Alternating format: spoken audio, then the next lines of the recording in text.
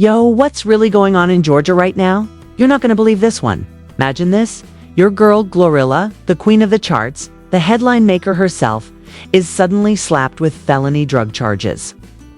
All while she's out. Of town, yes, out of town. And get this, shots were fired in her crib. I mean, come on, who does that? Who just strolls into a celebrity mansion thinking it's a free-fall, gets scared off by gunfire, and leaves like nothing happened? And somehow, in the middle of all this chaos, the cops find a stash big enough to make the local news. And guess who gets the arrest warrant? Yeah, Glorilla. Not the intruders, not the home invaders, but Glorilla herself. Does that even make sense? Shouldn't they be chasing the criminals instead of chasing her? And the best part? Her lawyers are calling this a straight-up abuse of power, saying she's a victim, not a suspect. So what really went down behind those mansion doors? Who's telling the truth? And how did this mess explode into a full-blown felony investigation? Strap in, because today we're diving deep into the Glorilla drama. And trust me, it's messier than your group chat on a Saturday night, so here's the tea, folks. Buckle up, because what went down with Glorilla is beyond wild, and it is exactly the kind of story that makes you question if reality even exists anymore. Picture this: the queen of the charts, the woman whose every move is tracked by millions, is suddenly slapped with felony drug charges in Georgia while she is literally out of town living her life, probably working on new music or handling business, completely unaware that chaos is unfolding at her mansion. Her family is house-sitting, keeping things smooth, thinking everything is fine. And then suddenly a group of men decides it is the perfect moment to commit a home invasion, and they do it with the kind of recklessness that makes you wonder if common sense was left at the door. Shots get fired, panic erupts, jewelry is taken. And before anyone can even breathe, the police show up to investigate what should have been a straightforward robbery and find themselves confronted with a scent in the air that changes the whole trajectory of the case. Yes, the smell of narcotics is detected, not in some hidden warehouse across town, but in the very master bedroom closet of Glorilla's home. And from that moment on, the narrative flips. Well, you would think the obvious course of action is to hunt down the men who broke in, fired shots, and stole property. Somehow the focus shifts to Glorilla. It's a person who is technically the victim, and the authorities issue an arrest warrant for felony possession, making it look like she is the perpetrator rather than the person who got violated in her own home. Her lawyers are furious, and they flood social media with statements calling this a blatant abuse of power, insisting that she is a victim and that this entire scenario is upside down. They highlight the absurdity of the situation, pointing out that the real criminals are still at large and have not been charged or even identified. And meanwhile, their client, a globally recognized celebrity, is being treated like a suspect in her own house. Tuesday rolls around and Glorilla, showing an unusual mix of courage and composure, voluntarily turns herself in for the charges, gets booked, and is released on a $22,000 bond the same day. Which makes you wonder how someone can be both a victim of armed burglary and a defendant in a criminal case within hours. Social media erupts, of course, because anything that involves celebrity drama, alleged criminal activity, and an epic twist in the legal system is basically a perfect storm for viral outrage. And the reactions range from disbelief to outright anger, with thousands of comments questioning why the police would ignore the obvious home invaders and zero in on the person who owns the house. Leaked reports from anonymous sources hint at the tension within the sheriff's office, suggesting that some officers privately admit that the situation is messy and that proper procedure may have been overlooked in the rush to act on the drugs found inside the house. But official statements continue to paint a picture where Glorilla is the focus, as if the criminals never existed. It gets even more absurd when you consider past controversies that Glorilla has faced, not in terms of crime, but in terms of her outspoken personality, her fearless social media presence, and her history of stirring public conversations, which some say could have influenced law enforcement's eagerness to make an example out of a high-profile figure. Creating a spectacle that can be shared and dissected across platforms.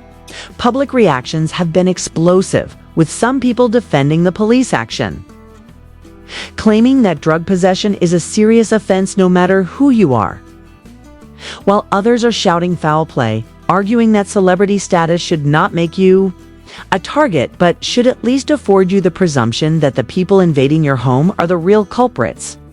Fans and critics alike weigh in with memes, hashtags, and endless speculation, making the story grow exponentially every hour. And now the situation has turned into a game of public opinion as much as it is a legal matter.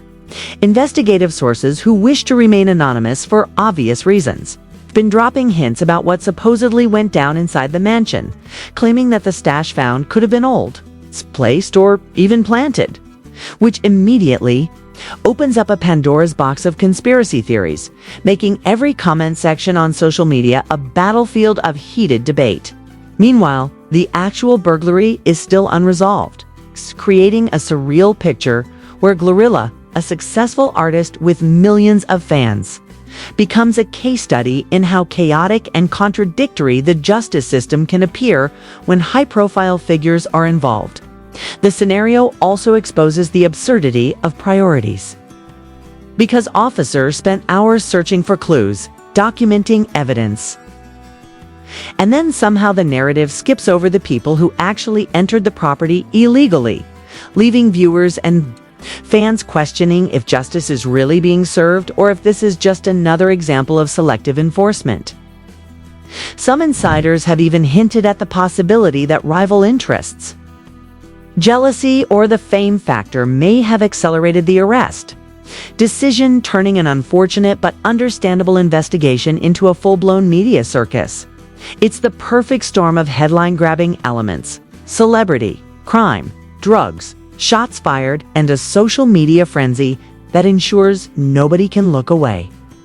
The drama is amplified by Glorilla's own response, which has been calm but assertive, letting the world know that she will fight the charges, maintain her innocence, and hold the real criminals accountable. You can imagine the tension in the courtroom or the police office, the whispers among officers about whether this is standard procedure or an overreach, and the fans at home refreshing every news feed to see what the next development will be. And as this story spreads, it becomes clear that no one is untouchable, that fame does not equal immunity, and that even a quick decision by law enforcement can spiral into national controversy, legal debates, and endless social media arguments. It's sensational, it's dramatic, and it is exactly the kind of viral material that every content creator dreams of breaking down for their audience. The implications are enormous, because beyond the personal legal fight, there's a reputational storm brewing. Sponsors, collaborators, and industry players are watching closely, trying to figure out if association with Glorilla is worth the risk of negative publicity, while fans are organizing online campaigns to support her and call out what they see as an unfair attack. In the midst of all this, the narrative continues to evolve by the hour, with new leaks, imagined insider stories, and dramatic commentary flooding every platform imaginable, creating a living, breathing spectacle that makes anyone following along feel like they are witnessing history in real time. And while most people would expect a clear line between victim and accused, in Glorilla's case, that line has blurred, leaving us all questioning what it means to be guilty, what it means to be famous, and what it means to be caught in a situation that is larger than life, impossible to ignore, and filled with twists that even the best writers couldn't script. Every tweet, every post, every clip shared on YouTube and Instagram adds another layer, making this story not just a scandal, but a full-blown cultural moment where speculation, outrage, and fascination collide in a way that ensures no one can turn away, because what happened to Glorilla is not just a story about drugs or burglary. It's about chaos, power, celebrity, and the strange way justice and perception intersect in modern America. Hypothetical financial repercussions were being thrown around by imaginary insiders who suggested that potential sponsorship deals, endorsements, and collaborations could be put on hold, or in extreme cases, canceled entirely, turning this legal drama into a full-blown financial crisis for anyone associated with her brand. Speculation even extended to her music releases, with fans worrying that ongoing court battles might delay albums, tours, or promotional events, creating a ripple effect in the industry that highlighted just how much influence one person's legal troubles can have on an entire ecosystem of entertainment, commerce, and media. Anonymous sources, real or imagined, began claiming that internal communications between Glorilla's team and the authorities were tense and fraught with negotiation, possible compromises, and strategic discussions, all intended to minimize damage while keeping the public narrative favorable, yet adding another layer of suspense as no one outside the inner circle could confirm the details. In addition, wild theories emerged suggesting that the home invasion itself might have been orchestrated or manipulated to create leverage against her, feeding into a storm of conspiracy theories that only amplified the drama and kept audiences glued to every update. The combination of celebrity, crime, drugs, and legal maneuvering turned what could have been a standard arrest story into a cultural event, with commentary panels, podcasts, and YouTube channels dissecting every angle, every possible motive, and every legal implication, all while questioning the priorities of law enforcement and the fairness of a system that seems to punish the wrong person in high-profile cases. Social media continued to explode, with fans creating online campaigns demanding justice for Glorilla, while critics insisted that nobody should be above the law, and every post, tweet, or comment became a battlefield where public opinion collided with imagined insider revelations, exaggerations, and sometimes outright false information. But all of it contributed to the sense that this was not just a news story, but a live, unfolding saga that everyone was witnessing together. The imagined drama of potential resignations, financial impacts, and legal challenges made it feel as if the story were unfolding like a high-budget thriller, with every character playing a part, every statement scrutinized, and every development magnified because the stakes are enormous and the public is invested. Even more dramatic are the claims that some of Glorilla's collaborators and peers are secretly worried about being associated with the scandal, considering distancing themselves until the legal situation is resolved, which in turn fuels speculation about internal conflicts, strategic alliances, and behind-the-scenes maneuvering that nobody outside of the industry can fully understand. But everyone feels compelled to analyze. The combination of suspense, celebrity power, legal jeopardy, and public fascination created the perfect storm for continuous coverage, ensuring that each new leak, post, or statement only heightened anticipation, provoked conversation, and deepened the intrigue, keeping viewers glued to screens, refreshing feeds, and debating endlessly about who is at fault and what will happen next. The idea that Glorilla could be both a victim and a defendant simultaneously challenges conventional notions of justice and fairness, leading many to ask how the legal system determines accountability when fame, wealth, and circumstance collide, in a way that seems almost scripted but is painfully real, leaving observers to wonder if anyone can ever truly be safe when they are a public figure, a target for criminals, and the focus of an intense legal spotlight all at once, with the public continuing to demand answers. The story evolves into a larger commentary on celebrity culture, media influence, and societal obsession with scandal, highlighting how one weekend, one home invasion, and one discovery of narcotics can spiral into a nationwide spectacle where every angle is analyzed, every possibility considered, and every piece of information, real or imagined, is dissected to the point where the original facts almost become secondary to the drama that has been generated. Meanwhile, the tension in Glorilla's camp, real or imagined, is palpable, with legal teams, family members, and associates strategizing, responding, and positioning themselves to handle the unfolding crisis while simultaneously managing public perception, keeping fans reassured and countering negative narratives. The entire scenario reads like a masterclass in modern spectacle, where crime, celebrity, social media, and legal ambiguity collide, producing a story that is impossible to ignore, endlessly discuss, and continually sensationalized. Every day, new twists, hypotheticals, and imagined insider revelations seem to emerge, making it feel as though this story has no real end.